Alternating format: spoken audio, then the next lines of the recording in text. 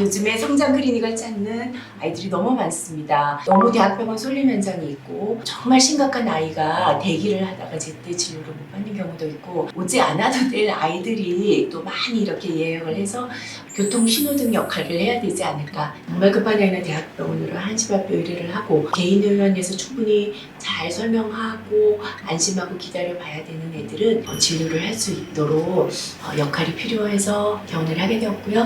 그간 이제 많은 깊이 있는 유전자 연구도 해보고 또 넓이 있는 대규모 역학 연구, 성조숙 중추위, 우리나라 아이들의 평균 적용 연령 그런 빅데이터를 이용한 연구를 많이 했었어요. 경험이 쌓이니까 실제 필요한 사람들에게 소통하는 그런 대화가 필요하지 않나. 그래서 이제는 과거에 책도 좀 쓰면서 다른 정보를 알렸지만 유튜브도 하고 조금 더 가까이에서 그런 아이들과 걱정하는 부모님을 위해서 이제 남은 여생을 살고 싶었어요.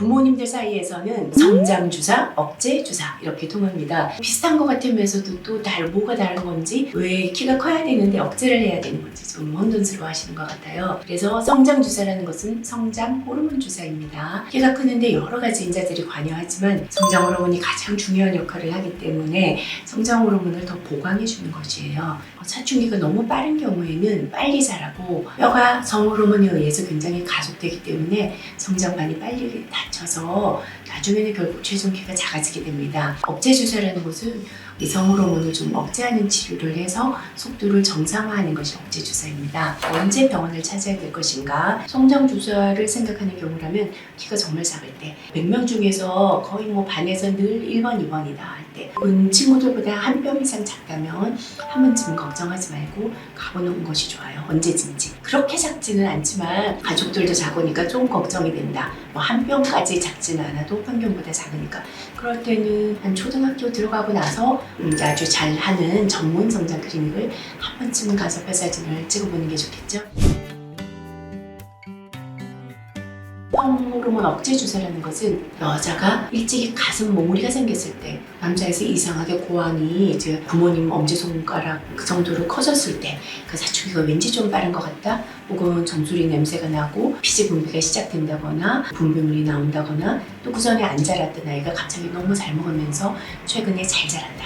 급성장을 한다. 우리가 조숙증 의심하고 한 번쯤은 병원에 가보는 것이 좋겠습니다. 진료 시작 시기는 이제 그 정도 나이가 되겠죠. 쉽게 생각하면 어떤 나이나 초등학교 들어가고 나서 9살, 10살에는 한 번쯤은 진료를 받아보는 것이 좋겠습니다.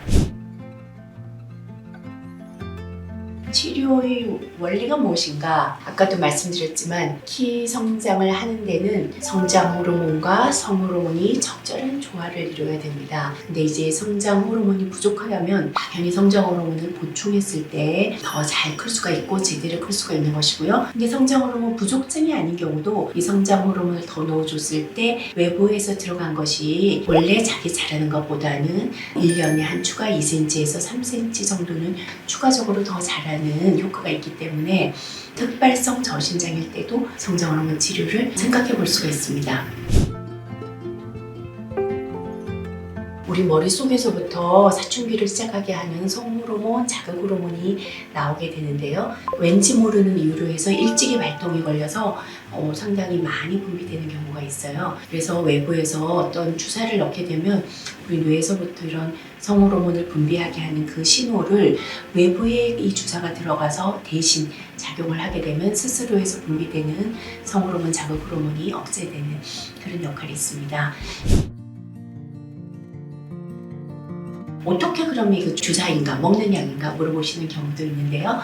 성장 호르몬 현재로서는 매일 저녁 이제 집에서 피하 주사를 하게 됩니다. 팔이건 배건 어디든지 피하 주사를 엉덩이건 허벅지건 할 수가 있습니다. 사춘기 억제 주사라는 것은 이제 대부분은 4주에 한 번씩 예방접종 맞듯이 병원에 와서 팔에 주사를 맞거나 혹은 엉덩이에 주사를 맞게 됩니다. 요즘에 이제 많은 의술이 발달하면서 이 성장 호르몬도 매일 주사가 아니라 일주일에 한 번 주사를 하거나 장기적으로 작용하는 그런 주사제들이 지금 개발되어서 이제 임상 연구들을 통해서 사용이 되게 되고 있고, 사춘기 억제제도 근본적으로는 4주마다 맞는 것이 오랜 30여 년 동안 치료가 되어 왔었고, 최근에는 3개월 제형이나 6개월 제형도 이제 많이 연구가 되고 있습니다. 역제바이는 매일 주사 맞는다. 누구는 또 한 달에 한 번 주사 맞는다. 그래서 다르죠. 완전히 다른데, 처음 주사 맞을 때 키만 작다면 성장호르몬 주사를 더 보충하면 될 것 같고요.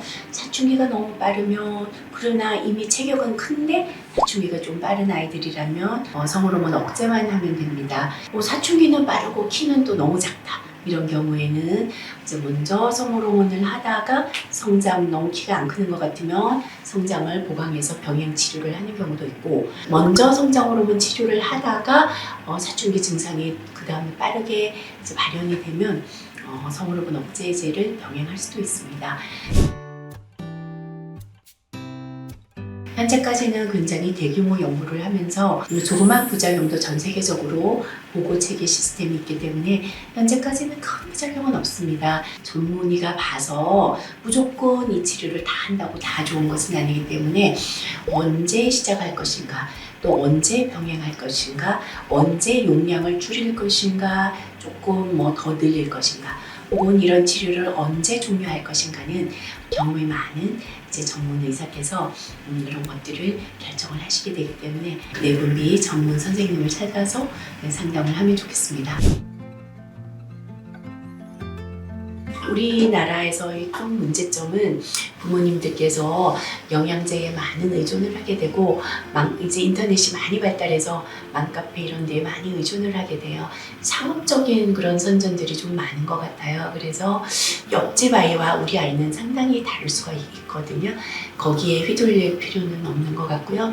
영양 관리를 잘 해줬을 때 어떤 한 가지 어떤 영양제가 엄청나게 더 키우는 것이 아니라 이 나이에 어느 정도의 칼로리 배분이 돼야 되고, 어느 정도의 단백질을 먹어야 되고, 의사 선생님과 판단하셔서 필요한 것은 이제 보강을 해야 되지만, 때로는 과유불급으로 오히려 조숙을 일으킬 수가 있거든요. 그래서 이런 것들을 조금 조심해야 될 것 같고요.